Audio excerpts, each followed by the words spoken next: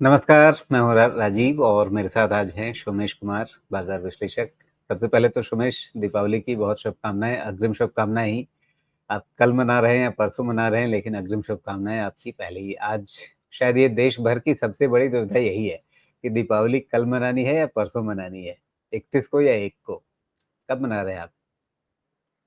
Thank you very much और मेरी तरफ से आपको और सभी दर्शकों को, सभी लोगों को दीपावली की बहुत-बहुत शुभकामनाएँ और ये कन्फ्यूज़न मुझे लग रहा है अब तो 10-15 साल हो गया ऐसा सुनते-सुनते कि कोई त्योहार हर 2 दिन है, इसमें कौन आधे आधे एक तरफ जाओ, आधे दूसरे तरफ जाओ। तो हमारे लिए तो दीपावली उसी दिन है, एक्चुअली यहाँ पे तो कल है, जी, लेकिन अब हमारे लिए दीपावली उस दिन है जिस दिन स्टॉक एक्सचेंज मुहूर्त ट्रेडिंग करे। लेकिन बिल्कुल। एक्चुअली यहाँ पे दीपावली कल हो रही है।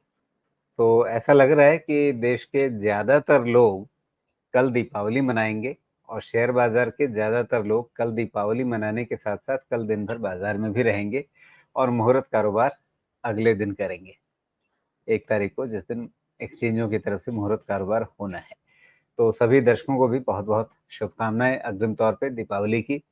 आप कल मनाएँ, परसों मनाएँ, जिस भी दिन मनाएँ लेकिन बहुत धूमधाम से, बहुत खुशियों के साथ मनाएँ, यही शुभकामना है। बाज़ार में जहाँ तक जो कुछ कहानी चल रही है, आज तो थोड़ा ठंडा-ठंडा ही मामला रहा कह सकते हैं क्योंकि बहुत ज़्यादा उतार-चढ़ाव नहीं रहा एक दायरे के अंदर। हालाँकि थोड़ा-सा दिन भर हल्की लाली बनी रही, अगर हम बात कर रहे हैं निफ्टी की तो। अगर इन 2-3 दिनों की बात करें, तो भी कह सकते हैं कि बाज़ार ने कहीं पे थमने की एक कोशिश की है। तो ये थमने की कोशिश कितनी गंभीर आपको लगती है? कितना इसमें दम लगता है? कितना भरोसा लगता है? या अभी भी हमारे सामने खतरा है कि जो आपने 25 अक्टूबर को देखा था लगभग 24,000 छूते हुए, क्या उन स्तरों की ओर जाने की और उससे नीचे जाने की संभावनाएँ अभी बरकरार हैं? क्योंकि उससे नीचे के स्तरों की चर्चा हम कर चुके हैं पिछले कई कार्यक्रमों में, तो वो स्तर अभी भी हमारे ध्यान में हैं, उनके लिए तैयार रहना है या कहीं बाज़ार मन बना रहा है कि अब हो गया? देखिए, खतरे से तो बाहर हम नहीं हैं। लेकिन थोड़ा रेस्पाइट वाला सिचुएशन बन रहा है। अब ये रेस्पाइट परमानेंट ठीक होगा या फिर से खतरा शुरू करेगा, समय बताएगा क्योंकि यहाँ से लेके जैसा मैं एस्टिमेट करके देखता हूँ, खतरा आधे मार्च तक बना रहता है। ये पूरा का पूरा खतरे वाला ही समय होता है। किधर से आता है, कहाँ से शुरुआत होती है, पता नहीं होता है। लेकिन अभी जो शुरुआत हुई है, रिज़ल्ट सीज़न ही ऐसा हुआ है कि पहला खतरा तो यहीं से शुरू हो गया है। तो एक शॉर्ट कवरिंग के चांसेस बन रहे हैं मार्केट में। लेकिन अभी एग्ज़ैक्ट डेटा बना नहीं है। आज का हाई है, एक्चुअली होना तो ये चाहिए कि आज का जो क्लोज़ है इसके ऊपर अगर एक भी क्लोज़ मिला तो शॉर्ट कवरिंग तय है ऑलमोस्ट। लेकिन जिस जगह पे क्लोज़ है, यहाँ से 24,500 बहुत ज़्यादा दूर नहीं है। तो मुझे लगता है कि या तो इंट्राडे 24,500 के ऊपर निकल जाए तो शॉर्ट कवरिंग हमें दिख जाएगी, या जो आज का क्लोज़ है उससे एक बेटर क्लोज़ मिल जाए तो ही शॉर्ट कवरिंग दिख जाएगी। अब ये शॉर्ट कवरिंग कहाँ तक बाज़ार को लेके जाती है, इसकी चर्चा चलती रहेगी, लेकिन अभी भी डिसीज़न वही है। 25,000 के ऊपर निफ्टी जब तक क्लोज़ नहीं हो, ट्रेंड रिवर्सल शुरुआत नहीं होती है। जो भी है शॉर्ट कवरिंग इन नेचर है। जो भी ट्रेडर्स हैं या जो फँसे हुई चीज़ें हैं, उनको लाइट करने का अपॉर्च्युनिटी रहेगा। 25,000 के ऊपर अगर क्लोज़ होना शुरू हो, तो शायद माना जा सकता है, शायद उसको भी थोड़ा-सा ऊपर कर लेंगे 25,150 के ऊपर अगर क्लोज़ होना शुरू हो तो ये सेफ़ होगा हमारे लिए मानना कि बॉटम बन गया और फिर अब नए हाई की तरफ बढ़ेंगे। जी। तो सबसे पहली शर्त कि 24,500 के ऊपर बंद होना निफ्टी शुरू करे, तो फिर हम ये भरोसा करें कि हाँ, 24,000 के आसपास एक बॉटम बना है, लेकिन उससे पहले नहीं। लेकिन सुमित उससे पहले भी हम लोग ये चर्चा कर चुके हैं कि आपने लकीरें भी खिंचवा रखी हैं 25,200 पे। तो 24,500 पार हो जाने पे क्या मतलब फाइनली हम मान लेंगे सब कुछ ठीक-ठाक हो गया? या 25,200 का इंतज़ार फिर भी करना होगा? 50 एक पॉइंट तो ऊपर नीचे हो सकता है। एक्चुअली लेवल 25 25,125 के आसपास आता है, लेकिन थोड़ा मार्जिन ऑफ एरर रहता है। मुझे लगता है धीरे-धीरे या तो स्ट्रेंथ मतलब बहुत कम होता जाना चाहिए या 25,100 125 के ऊपर भी क्लोज़ हो गया तो ये सेफ़ होगा अज़्यूम करना कि अब बाज़ार चलेगा। 25,200 को अभी टोटली हटाएँगे नहीं। नहीं अभी हटाएँगे नहीं, लेकिन शायद 25,100 के ऊपर ही आने वाले समय में अगर डेटा मूव होके नीचे आता है, तो हो सकता है कि वहीं से फिर कन्फर्मेशन आ जाएगा कि अब नए हाई की तरफ फिर से चलेगा। लेकिन जब तक वो हो नहीं जाता है, ये सेल ऑन राइज़ का ही मार्केट बनना चाहिए। जी। तो फ़िलहाल अभी नज़र नीचे ही रखनी है, इसका मतलब ये है कि जब तक कन्फर्मेशन ना मिले ऊपर की ओर वापस लौटने का, तब तक हमें नीचे के लक्ष्यों पर ही ज़्यादा नज़र रखनी है। जी, बिल्कुल। जी। तो वैसे में रणनीति क्या होनी चाहिए और नीचे की ओर क्या हम 24,000 के नीचे मतलब जो अगर जाता है वापस, तो फिर मतलब जो पहला पड़ाव होगा, पहला बड़ा पड़ाव कहाँ पे नज़र रहेगी? क्या वापस वही जो आपने पिछली बार कहा था कि 23,500 के आसपास से खरीदारी मतलब एक तरह से आपकी हो जानी चाहिए? नहीं, इस बार वो नहीं करेंगे। अगर 24,000 के नीचे जाता है तो 23,500 के नीचे करेंगे। उसके नीचे जहाँ भी मिले 200-300 पॉइंट तब करेंगे, वहाँ 23,500 पे अब नहीं करेंगे। अच्छा, ये फ़र्क रखने के पीछे कुछ न कुछ आपके दिमाग में आया होगा? जी, बिल्कुल, बिल्कुल। देखिए, एक तो इंटेंसिटी जो फ़ॉल की थी फ्रॉम 21 25,150 अगर ये कंटिन्यूएशन में चलता जाता था विदाउट शॉर्ट कवरिंग तो 23,500 से एक खरीदारी कर सकते थे। लेकिन अगर पहले ही शॉर्ट कवरिंग आ जाती 24,000 से ही, which is not a bad place to bounce लेकिन इसके बाद फिर से 24,000 टूटता है तो मुझे नहीं लगता कि 1000 पॉइंट 700 1000 पॉइंट से कम में निफ्टी मानेगा। वो जी। डिसाइड करेंगे या तो रिवर्सल पे मतलब खरीदेंगे या नीचे। मतलब इस बार 24,000 अब टूटा, यहाँ से मतलब ऊपर कोई एक नया लोअर टॉप बना करके यहाँ से वापस नीचे गिरना शुरू हुआ, तो फिर 24,000 के नीचे आपको 700 से लेकर के 1000 अंक तक की एक गिरावट मतलब साफ-साफ दिखने लग जाएगी। साफ-साफ नहीं दिखेगी राजू जी। देखिए, एक्चुअली शुरुआत हो जाती है 23,700 से। अब वो सपोर्ट कहाँ पे बन जाएगा, वो उस समय डिफ़ाइन किया जा सकता है, लेकिन सपोर्ट 23,700, 23,500, 23,002 टू 300, 23,000 ये सब छोटे-छोटे सपोर्ट बनते आ रहे हैं। लेकिन मार्केट में फॉल की इंटेंसिटी कितनी रहेगी, उसके बेसिस पे मार्केट उसका सपोर्ट फाइंड आउट करेगा।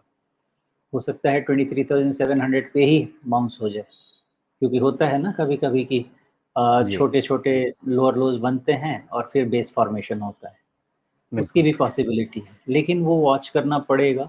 इन अ नटशेल अगर समझा जाए तो 23,000 से लेके 23,700 तक ये सपोर्ट ज़ोन इमर्ज होना चाहिए। जी। एक छोटा-सा स्ट्रक्चर देखते हैं जो आपका टॉप बना 26,277 का, उसके बाद से ये गिरावट आई थी, जिसमें लगभग 24,700 का एक हमें बॉटम बना।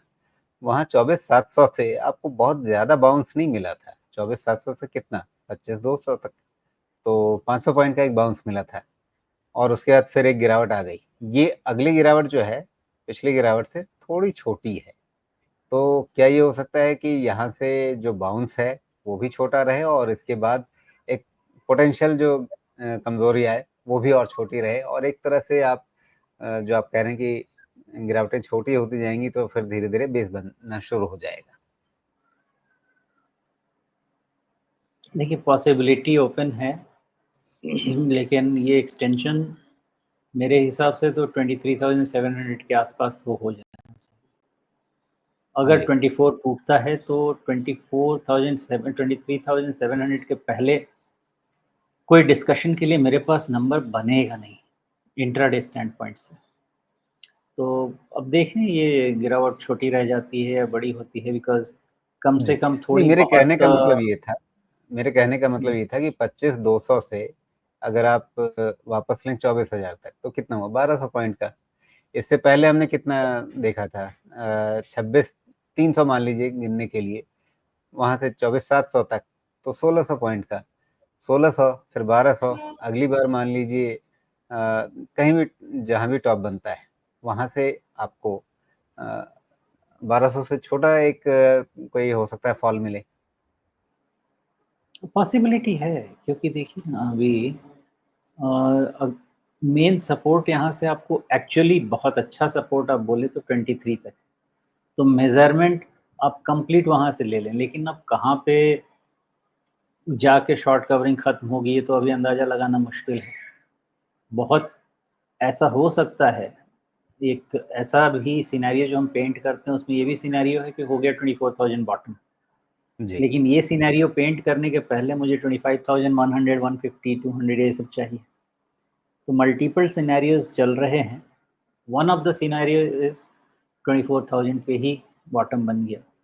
अदरवाइज़ फिर नया सिनेरियो बनाना पड़ेगा 23,700 से लेके फिर ढूँढना पड़ेगा कहाँ पे जाके मिलता है, खोज जी। करेंगे उसे। अच्छा, दूसरी चीज़ ये कि भई काफ़ी समय से हमारे निफ्टी ने 200 डे मूविंग एवरेज को मतलब ज़्यादा करीब से नहीं देखा है। इससे पहले 2 बार छूते-छूते रह गया, लेकिन जहाँ पर सही मायने में मुलाकात हुई थी दोनों की वो था अप्रैल 2023 का।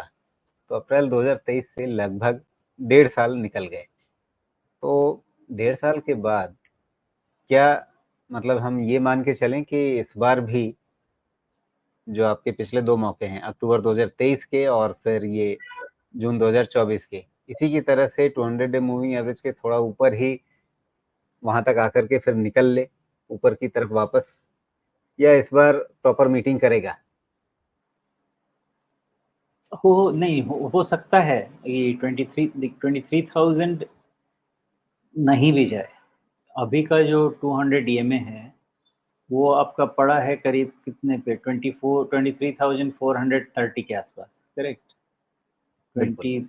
23,420 अब फ़िलहाल तो ये दिख रहा है। जी, तो हो सकता है कि वो पियर्स ना भी हो, पॉसिबिलिटी है क्योंकि पहले कभी पियर्स हुआ नहीं है। लेकिन पहले और अब के सिनेरियो में फ़र्क बहुत बड़ा है ना। ये पहला सिनेरियो है जिसमें आपके पास अर्निंग्स डाउनग्रेड्स हैं। इसके पहले हमारे पास कोई सिनेरियो में अर्निंग्स डाउनग्रेड नहीं था। अभी हमारे पास कोई भी सिनेरियो में पी इतना एक्सपेंसिव नहीं गया था। तो सिनेरियो सेम नहीं है। बट फिर भी पॉसिबिलिटी है क्योंकि इतना कुछ खराबी नहीं है हमारे यहाँ और अभी भी देखिए ना अभी भी डिपार्टमेंट ऑफ इकोनॉमिक अफेयर्स ने फिर से कंफर्म किया है कि 7% का जीडीपी अचीव करना कोई मुश्किल काम नहीं है ये साल में। जी। थोड़ा उथल-पुथल तो चलेगा, ठीक है, ये अच्छा, डिस्कशन जो लोग चल रहा अर्निंग्स है। डाउनग्रेड कर रहे हैं, जो लोग थोड़ा-सा जीडीपी की पोटेंशियल को या अर्निंग्स को, वो भी कह रहे हैं 7 नहीं होगा तो 6.7 होगा। तो क्या ये सारी बहस अगर इस पे है कि 7 होगा या 6.7 होगा, स्पेक्ट्रम आपके पास यही है, तो इसके बीच में से कोई भी नंबर हो तो क्या वो बाज़ार के लिए बहुत ज़्यादा बड़े उठा-पटक की बात होगी? देखिए, अगर इसको क्रूड एग्ज़ाम्पल मैं दूँ ना, तो अगर आप एक नदी क्रॉस कर रहे हैं और उसमें पानी मान लेते हैं कि 3 फीट है, तो 3 फीट पानी कोई भी नदी क्रॉस कर सकता है। मान लेते हैं कि 3 फीट का 3.5 फीट, 4 फीट भी हो जाए, तो भी क्रॉस कर लेंगे। लेकिन कोई नदी है जिसमें ऑलरेडी 10 फीट ऊँचा पानी बढ़ रहा है, तो उसमें तो ऐसे भी डूब जाएँगे। वो 10 का 11 फीट हो, चाहे 10 का 10 फीट रहे। तो अभी जो आपका जीडीपी है, ये जीडीपी आप वैसा नदी का पानी है जो 3 से 3.5 फीट है, तो भी आप नदी क्रॉस कर सकते हैं। मतलब कहने का ये है कि इतना डाउनग्रेड नहीं है कि इकोनॉमी डूब जाए। ये जो डाउनग्रेड है, ये थोड़ा बहुत एस्टिमेट में चेंज होता है गिवन दी अंडरलाइंग सर्कमस्टांसेस, तो वही चेंज हो रहा है। तो ये बहुत बड़ा चेंज मुझे नहीं है और मैंने जितने भी प्रोजेक्शंस किए हैं, मैंने तो 6.5% के हिसाब से ही किए। तो बहुत ज़्यादा तकलीफ नहीं होगी, नेचुरल करेक्शन है थोड़ा बहुत, ये होगा और फिर ठीक हो जाएगा।